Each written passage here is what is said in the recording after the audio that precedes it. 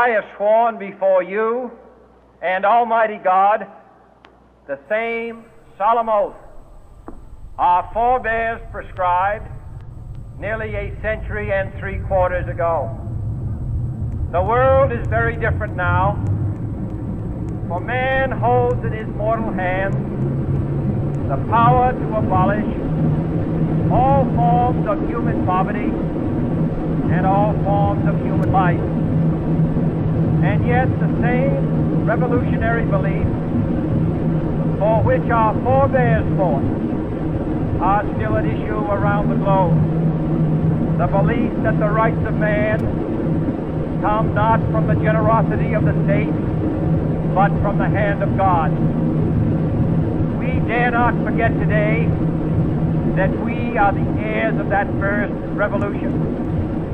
Let the word go forth from this time and place to friend and foe alike that the torch has been passed to a new generation of Americans born in this century, tempered by war, disciplined by a hard and bitter peace, proud of our ancient heritage, and unwilling to witness or permit the slow undoing of those human rights to which this nation has always been committed and to which we are committed today at home and around the world.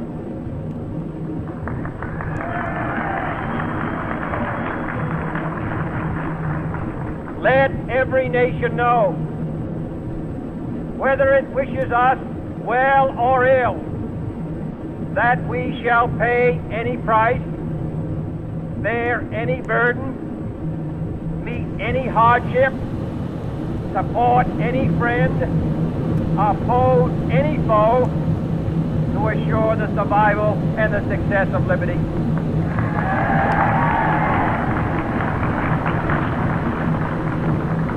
This much we pledge and more.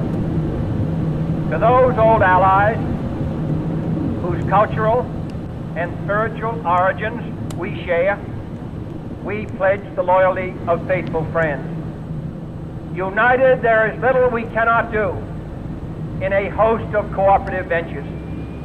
Divided, there is little we can do, for we dare not meet a powerful challenge at odds and split asunder. To those new states whom we welcome to the ranks of the free, we pledge our word that one form of colonial control shall not have passed away merely to be replaced by a far more iron tyranny. We shall not always expect to find them supporting our views, but we shall always hope to find them strongly supporting their own freedom, and to remember that in the past, those who foolishly sought power by riding the back of the tiger ended up inside.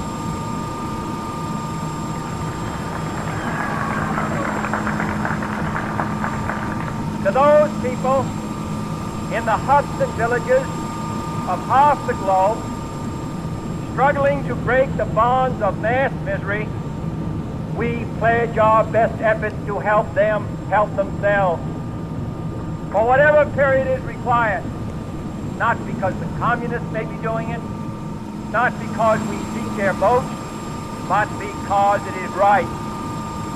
If a free society cannot help the many who are poor, it cannot save the few who are rich.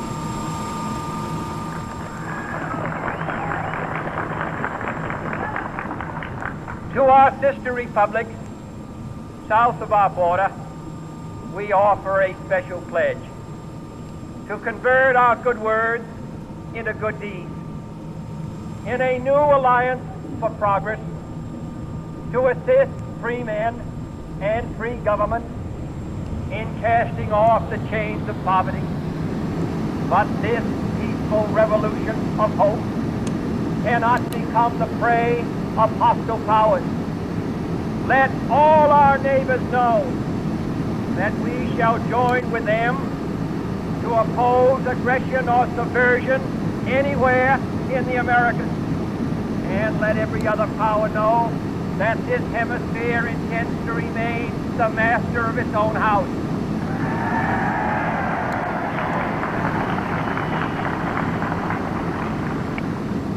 To that World Assembly of Sovereign States, the United Nations, our last best hope, in an age where the instruments of war have far outpaced the instruments of peace, we renew our pledge of support to prevent it from becoming merely a forum for invective, to strengthen its shield of the new and the weak, and to enlarge the area in which its grit may run. Finally, to those nations who would make themselves our adversary, we offer not a pledge, but a request that both sides begin anew the quest for peace. Before the dark powers of destruction, unleashed by science, engulf all humanity in planned or accidental self-destruction. We dare not tempt them with weakness, for only when our arms are sufficient beyond doubt can we be certain beyond doubt that they will never be employed. But neither can two great and powerful groups of nations take comfort from our present course, both sides overburdened by the cost of modern weapons, both rightly alarmed by the steady spread of the deadly atom, yet both racing to alter that uncertain balance of terror that stays the hand of mankind's final war. So let us begin anew, remembering on both sides that civility is not a sign of weakness, and sincerity is always subject to proof. Let us never negotiate out of fear, but let us never fear to negotiate.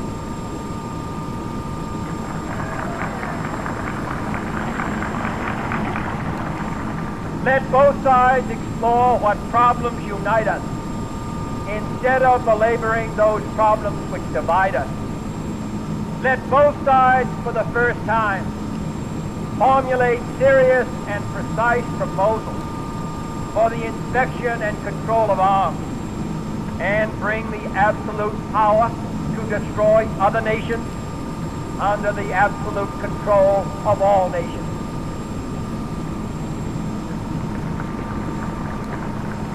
Let both sides seek to invoke the wonders of science instead of its terrors. Together, let us explore the stars, conquer the desert, eradicate disease, tap the ocean depths, and encourage the arts and commerce. Let both